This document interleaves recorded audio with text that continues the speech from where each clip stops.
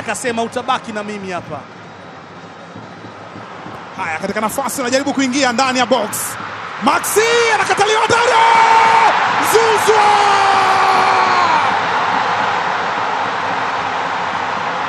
Usijichekeshe. Yanga hawachekeshi. Kanyaga, fukia mbinguni. Ni Pacome Zouzoua. Anawanyanyua tena wananchi, anawanyanyua Young Africans. Ilikuwa linatengenezwa shambulizi, akajaribu kuupiga, lakini tazama kilichokuwa kinaonekana kwa upande wa Simba.